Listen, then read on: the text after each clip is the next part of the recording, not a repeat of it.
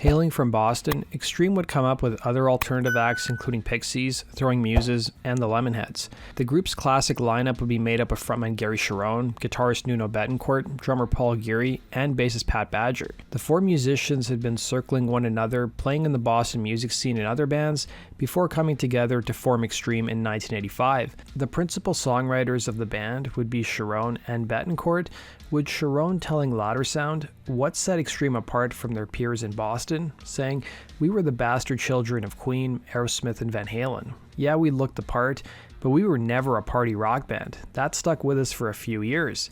As record labels were looking for fresh new blood, they expanded beyond the likes of New York and Los Angeles and zeroed in on the city of Boston and soon found Extreme by the late 80s.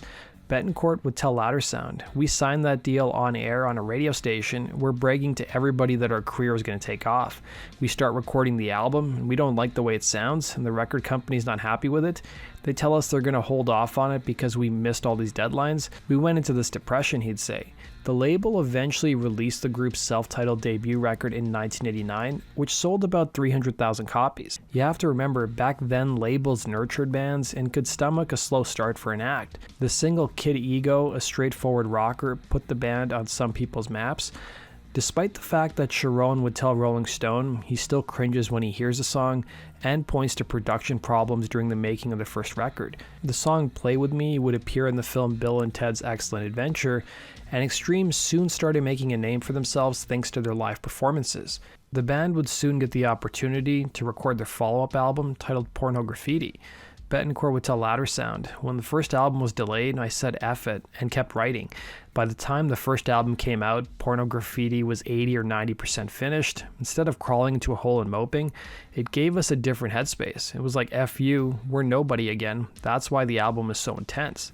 By the band's own admission, they didn't know that other popular bands at the time like Red Hot Chili Peppers and Faith No More were playing a similar style of music to them. It couldn't have been a more perfect timing, as the group's second record pleased critics and made many year-end lists. The industry soon started taking notice of Nuno Bettencourt's guitar chops, with him appearing on the cover of numerous industry magazines, and he soon earned his own guitar with Washburn. But despite gaining more critical attention, the band's second record sales seemed to plateau at about 300,000 copies. The album's first two singles, Decadence Dance and Get the Funk Out, wouldn't garner much airplay on radio or on MTV. The band was still building their audience mostly through their live shows, but they were also struggling to land opening slots on major tours. They would eventually hit the road with Winger, and side note guys, I've done a whole video on Winger, the link is down below. Rolling Stone magazine would point to several reasons that Extreme had struggled to connect with other bands, radio programmers, and MTV, citing that the band didn't really have an identity or personality apart from their music. Also, the band's eclectic musical style was difficult to pinpoint, and their lyrics were a little more on the conservative side, especially with songs dealing with themes of morality and being pro-life. Gary Cherone would tell Rolling Stone, "There is a morality that I fight with, but I'm certainly not perfect. I could say I'm pro-life, but to tell you the truth, if I knocked up my girlfriend and didn't have the money, I might be going ... Everyone's human. There's a lot of contradiction on this record because human beings are contradictory." That would, however, change with the release of their third single, the acoustic ballad More Than Words, and the follow-up, Wholehearted, that pushed the album to sell over 2 million copies stateside. The band ended up fighting with their label, who initially didn't want to release More Than Words as a single, but the band would end up winning out, and the song soon topped the Billboard Hot 100 charts. Cherone would tell Rolling Stone how the song came about, recalling, "Nuno was on the porch strumming. He showed it to me. I ran in my bedroom and scribbled the first More Than Words is all you have to do. And it was obvious. After you read the first verse, you go, okay, that's the title. You think it's genius, but it's an accident. We were just in a groove writing, and that was another song. I think we might have played it at a club that week." The song soon made the band a household name, with Bettencourt telling Loudersound, "If I had $1 for everyone who told me they got married or conceived a baby to it, I'd be richer than Bill Gates."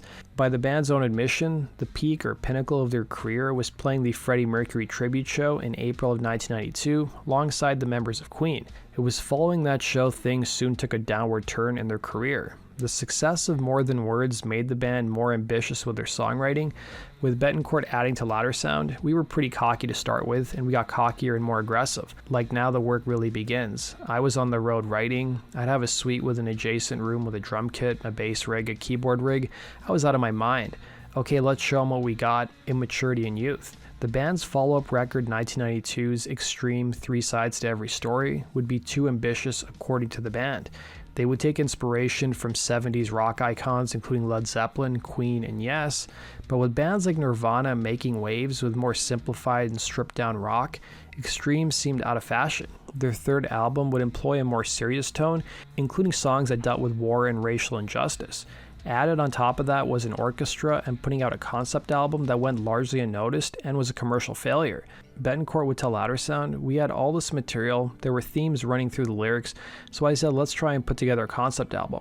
Yeah, we were too ambitious." It came out in 1992, that's when Nirvana stripping down the whole world. The band also struggled to shake off their soft rock image due to the success of More Than Words. Sharon would add in the same interview, "Nuno and I were always trying to write the next song. It could have been nice if we smelt the coffee a little bit more during that time. There were no drugs, nothing to get people distorted. We always got on. It's just that you put 4 guys on a bus for that long and you get burnt out." Despite initially selling more copies than his predecessor, the group's third album would stall out at about 500,000 copies, still going gold. By 1995, the band put out their final album for the time being, Waiting for the Punchline. The album would end up peaking at number 40 on the Billboard charts, but that was it. It wouldn't even be certified gold. By 1996, Betancourt wanted out of the band, while Sharon wanted to keep Extreme together. The musicians would end up going their separate ways. Sharon would end up joining Van Halen and put out one album with the group before leaving by the late 90s. While the members of Extreme kept in touch during their years apart, they would play a handful of one-off shows before reuniting for good in 2007, minus drummer Pat Geary, who's gotten more involved in the management side of the music business, taking care of big acts like Alter Bridge, Steel Panther, the Smashing Pumpkins, and even his old outfit Extreme. The band would put out their most recent album in 2008. While the members have talked about writing new music since 2016, there hasn't been any word of when we can expect a new album, but Extreme has been pretty active on the touring circuit. That does it for today's video, guys. Thanks for watching. Be sure to hit the like button and subscribe. We'll see you again in Rock and Roll True Stories. Take care.